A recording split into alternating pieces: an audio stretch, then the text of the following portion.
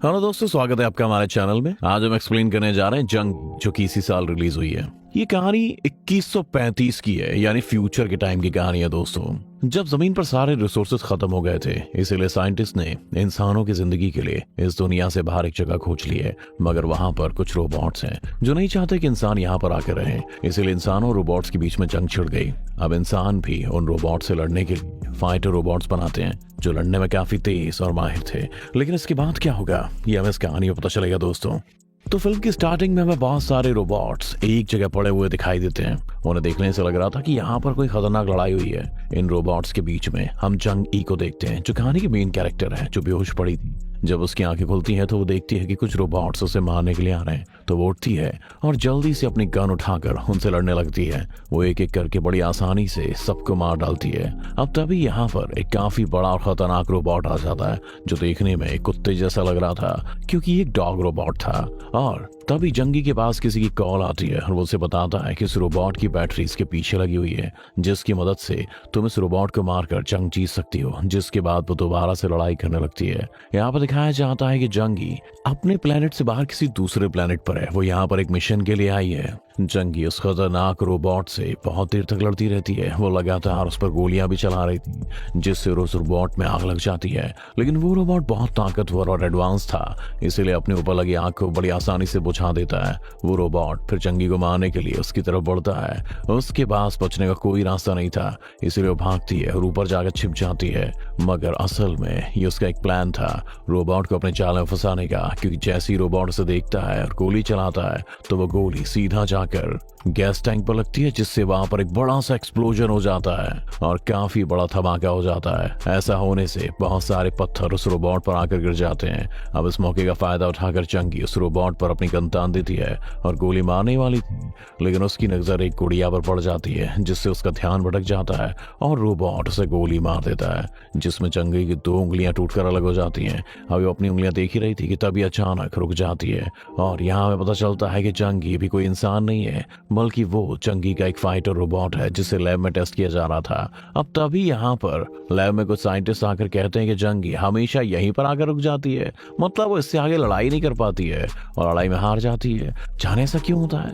तभी यहाँ पर इस टीम की लीडर आती है और वो कहती है कि आज कुछ आर्मी ऑफिसर्स आ रहे हैं, इसीलिए आज काम को यहीं रोक देते हैं। इसके बाद वो लोग दोबारा से उस रोबोट यानी जंगी को चलाकर अपने साथ ले जाते हैं। वो उसे अपने साथ इंटरव्यू रूम में ले जाते हैं, जहाँ पे उसके सारे हिस्से को सेपरेट कर दिया जाता है और सिर्फ ऊपर वाला हिस्सा ही वहां पर रखा जाता है। यहाँ पर हम लैब के डायरेक्टर को देखते हैं, जो कि आर्मी ऑफिसर्स को प्रेजेंटेशन देने के लिए तैयारियां कर रहा था। वो टीम के लीडर से काफी बड़ी बड़ी बातें करता है कि मैं काफी अच्छी प्रेजेंटेशन देता हूँ और देखना मैं उन सबको हैरान कर दूंगा। लेकिन जब ऑफिसर से यहाँ पहुंचते हैं तो उनके सामने तो उसकी बोलती बंद हो जाती है। लेकिन फिर भी वो कोशिश करता है अच्छी प्रेजेंटेशन देने की, जिसमें वो कहता है कि इस साल 2135 में जमीन पर जिंदगी गुजारने के सारे जरिए खत्म हो जाएंगे, इसलिए यहाँ पर जिंदगी गुजारना बिल्कुल नामुमकिन है। तो इन सर्कमस्टांसेस में साइंटिस्ट ने इंसानों के रहने के लिए जमीन से बाहर आसमान में एक जगह बनाई थी। लेकिन वहां पर कुछ रोबोट्स थे जो वहीं पर रह गए थे। वो बगावत पर उतर आए। वो नहीं चाहते थे कि इंसान यहाँ पर आए कब्जा कर लें और यहाँ के रिसोर्सेज को खत्म कर डाले।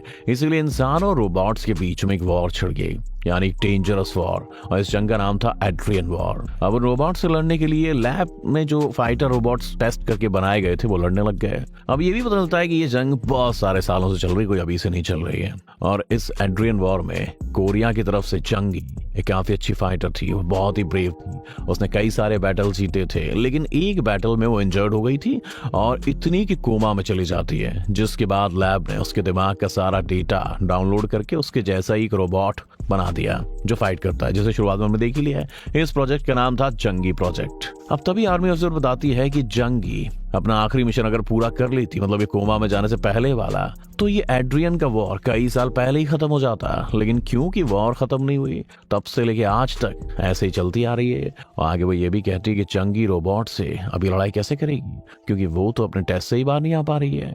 एक्चुअली उसका टेस्ट कुछ ऐसा था कि उसे प्रैक्टिस करवाने के लिए सारा माहौल वैसे ही बनाकर दिया जाता है जैसा कि एक जंग में होता है, लेकिन वो उसे भी पास नहीं कर पाती है। और प्रेजेंटेशन के बाद हम डायरेक्टर को देखते हैं, जो कि बहुत खुश है। वो अपने लीडर को बोलता है कि प्रेजेंटेशन तो बहुत बढ़िया रही। अगर आर्मी ऑफिसर ऑफिसर्स को हमारे फाइटर रोबोट्स पसंद आ गए और उन्होंने टेस्ट पास कर लिया तो आर्मी हमें ग्रीन सिग्नल दे देगी, मतलब इन रोबोट्स को वॉर में और हमारी आर्मी में भी शामिल कर लेंगे। लीडर उसे बताता है कि ये प्रोजेक्ट प्रेसिडेंट की परमिशन से शुरू होगा और आज वो हमारे लैब में आने भी वाले हैं। इसके बाद लीडर एक रोबोट का इंटरव्यू लेने के लिए चली जाती है।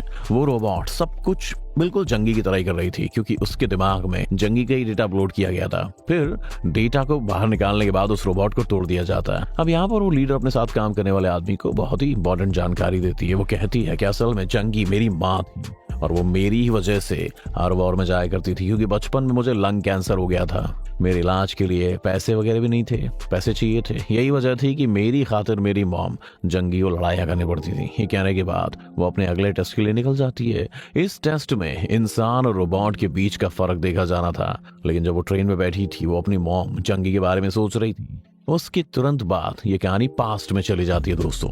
यहाँ पर हमें लीडर के बचपन का सीन दिखाया जाता है जब उसका ऑपरेशन होने वाला था लंग कैंसर का। उसकी माँ जंग ही एक मिशन पर जाने वाली थी और वो उसे गुड बाय कहती है और ये भी कहती है कि मैं जंग से आते ही तुमसे मिलूंगी मेरी जान, अपना ख्याल रखना। अब कहानी दोबारा से प्रेजेंट टाइम में आ जाती है जहाँ पर लीडर डॉक्टर के पास गई थी। डॉक्टर से बताता है कि हमने बचपन में तुम्हारे लंग कैंसर का ऑपरेशन तो कर दिया था, लेकिन उसके बावजूद भी तुम्हारा कैंसर वो कंटिन्यूअसली बढ़ ही रहा है। मुझे दुख के साथ बताना पड़ रहा है कि तुम मरने वाली हो जल्दी। तुम्हारे पास सिर्फ 2 या 3 महीने बचे हैं, तो मैं तुम्हें एक ही राय दूंगा कि तुम अपने ब्रेन का डेटा है ना उसे डाउनलोड करके किसी दूसरे जिस्म में डाल दो।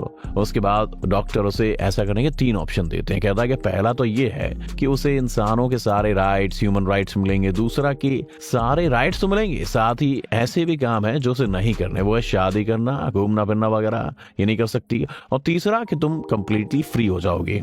वो इस ऑप्शन को लेकर अपना डेटा किसी कंपनी को भी दे सकती है, लेकिन इसमें उसे इंसान नहीं समझा जाएगा। उसके डेटा को इस्तेमाल करने में कोई रेस्ट्रिक्शंस भी नहीं लगाए जाएंगे। गवर्नमेंट भी इस डेटा को यूज करेगी, बदले में ऐसे इंसान को पैसे भी दिए जाएंगे। अब जब लीडर वहां से निकल लेती है तो पता चलता है कि वो डॉक्टर भी खुद एक रोबोट है। उसके बाद कहानी फिर पास्ट में चली जाती है जहां पर ये लैब वाले जंगी की मॉम यानी लीडर की नानी को एक एग्रीमेंट के बारे में बताते हैं। कहते हैं कि आप इस एग्रीमेंट पर साइन कर दो।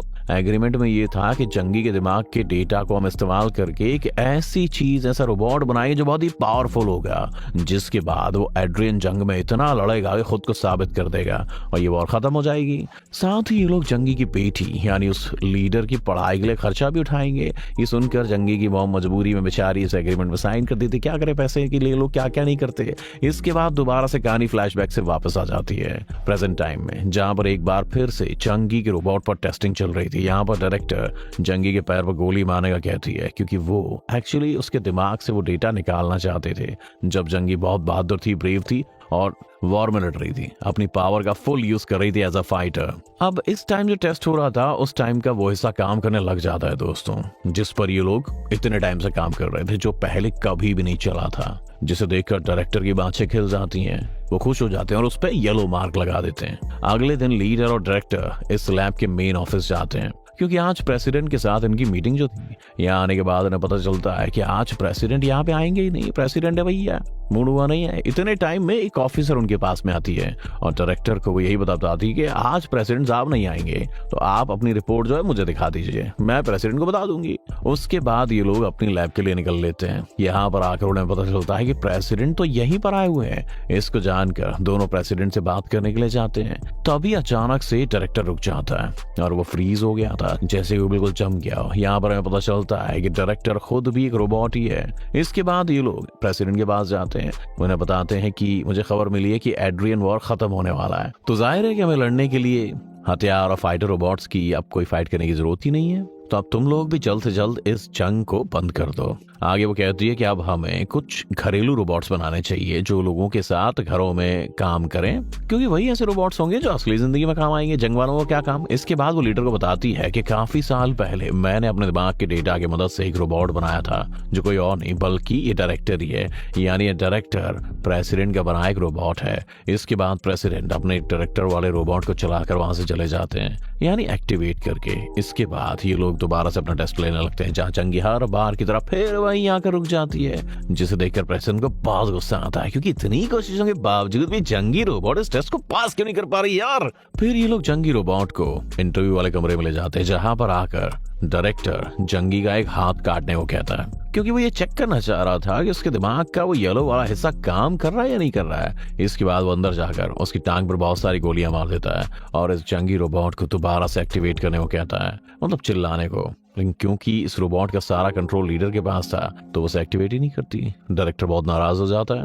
वो लीडर को अपनी गन तान देता है और धमकाने लगता है उसे कि करो भैया एक्टिवेट। लेकिन इतनी देर में यहाँ पर एक ऑफिसर भी आकर बताती है कि तुमने प्रेसिडेंट ने अपने मेन ऑफिस में बुलाया भाई साहब। तो वो वहां से चला जाता है गुस्से में। उसके जाने के बाद लीडर अपने साथियों को कहती है कि मैं जल्द से जल्द इस प्रोजेक्ट को छोड़ दूंगी। इसके बाद आप लोग इसका सारा डेटा मुझे लैब में लाकर दे दीजिएगा। कुछ देर के बाद जब वो लैब में डेटा लेने जाती है तो देखकर काफी चौंक जाती है कि जंगी का एक और नया रोबोट बन गया है जो बहुत ही गंदा है, जिसे देखकर लीडर को इतना गुस्सा आ गया था कि वो इस रोबोट को बनाने वाले आदमी पर हमला करके उसे मारने लगती है। तब आदमी बताता है कि वाला रोबोट तो बिल्कुल फ्री है, मतलब हम इसे किसी को भी बेच सकते हैं क्योंकि कंपनी ने इसके लिए तीसरे ऑप्शन को चुना है। मतलब वो इसे किसी को भी बेच सकते हैं, ऐसा राइट है उनके पास, तुम्हारी नानी का साइन किया हुआ। इसके बाद वो उसे छोड़कर वहां से चली जाती है और फिर इंटरव्यू वाले कमरे में आती है और जंगी के रोबोट से बात करने की कोशिश करती है। जी हाँ, उसका येलो वाला हिस्सा फिर से एक्टिवेट हो जाता है, जो दरअसल तभी एक्टिवेट हुआ करता था जब जंगी की पुरानी याददाश्त जिंदगी से जुड़ी कोई बात होती थी। तभी जंगी का रोबोट बात करने लगता है। कहता है कि आज मेरी बेटी का ऑपरेशन था, मेरी बेटी ने एक छोटी सी गुड़िया तोहफे में दी थी एज ए मेमोरी, और वो मुझसे कहीं खो गई और मैं उसके बारे में बहुत ज्यादा चिंता में हूँ। ये सुनकर लीडर इतना ज्यादा दुखी हो जाती है कि वो रोने लग जाती है, क्योंकि जंगी रोबोट को ये बात पता नहीं थी कि वो अपनी किस बेटी की बात कर रही है। वो तो उसके सामने खड़ी है। अब अगले दिन उनकी टेस्टिंग का आखिरी दिन था, लेकिन टेस्टिंग से पहले लीडर जंगी की सारी पुरानी यादें मिटा देती है। साथ ही जो एरोसा था उसे भी काफी हद तक कम कर देती है। इसके बाद टेस्टिंग शुरू हो जाती है, बिल्कुल वैसी जैसी हमेशा ही शुरू होती है। जहां हमेशा की तरह जंग एक बार फिर से वहीं पे आके रुक जाएगी, हार जाएगी। मगर डायरेक्टर को यहाँ थोड़ा शक होता है, इसीलिए वो रिकॉर्डिंग को दोबारा आके देखता है, जिसमें उसे पता चलता है कि जंगी को गोली नहीं लगी, लेकिन फिर भी वो मरने की एक्टिंग कर रही है। जिसे देखकर डायरेक्टर जल्दी से इमरजेंसी अलार्म बजा देता है। उधर जंगी बिल्कुल ठीक तो एक एक करके सबको निपटा देती है। अब अलार्म बजने की वजह से पुलिस भी 5 मिनट तक वहां पे आने वाली थी, लेकिन उनके आने से पहले ही जंगी एक हॉल में आ जाती है और ये देखकर काफी हैरान रह जाती है कि यहाँ तो मेरे जैसे कितने सारे रोबोट बना दिए गए हैं। अब वो इन रोबोट को देख ही रही थी कि तभी यहाँ पर कुछ दूसरे फाइटर रोबोट्स आ जाते हैं और जो आते ही जंगी पर हमला कर देते हैं। जंगी भी चुप नहीं बैठती और उन पर हमला कर देती है, जिससे यहाँ इतने खतरनाक लड़ाई छिड़ जाती है कि क्या बताओ। पुलिस भी यहाँ पर आ गई थी ट्रेन से, जो कोई और नहीं बल्कि रोबोट पुलिस ही थी भैया। जंगी उन रोबोट से लड़ रही होती है बहुत ही ब्रेवली, लेकिन इसी बीच में एक रोबोट से पकड़ लेता है और उसे मारने ही वाला होता है। तभी पीछे से लीडर आ जाती है और उस वाले रोबोट को बंद कर देती है। फिर जब रोबोट पुलिस आने वाली थी तो वो कैमरे के जरिए देखते हैं कि लीडर ने जंगी का डेटा उस वाले रोबोट में से निकाल कर किसी दूसरे वाले रोबोट में डाल दिया है, जिसके बाद वो दूसरे वाले रोबोट को अपने साथ बचाकर कहीं ले जा रही है। और फिर जब ये लोग वहां से निकलने के लिए ट्रेन में जाते हैं तो वहां पर डायरेक्टर पहले से ही मौजूद था,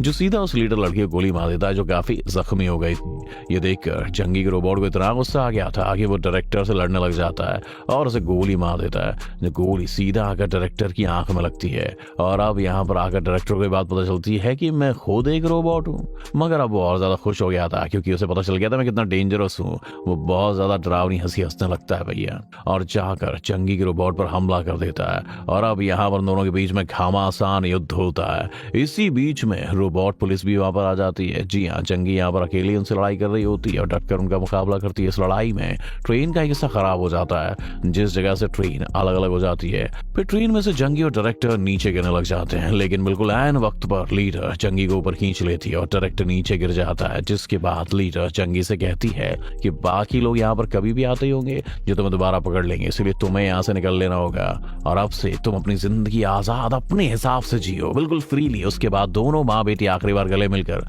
एक दूसरे को गुड बाय कहते हैं और जंगी यहाँ से भाग जाती है। वो पूरी तरह से बिल्कुल फ्री थी, उस टेस्टिंग से भी, लैब से भी और उस एग्रीमेंट से भी। वो काफी फ्री होकर एक बिल्कुल पीसफुल जिंदगी जीती है। इसी के साथ ही फिल्म यही खत्म हो जाती है। फिल्म आपको कैसी लगी मैं कमेंट करके जरूर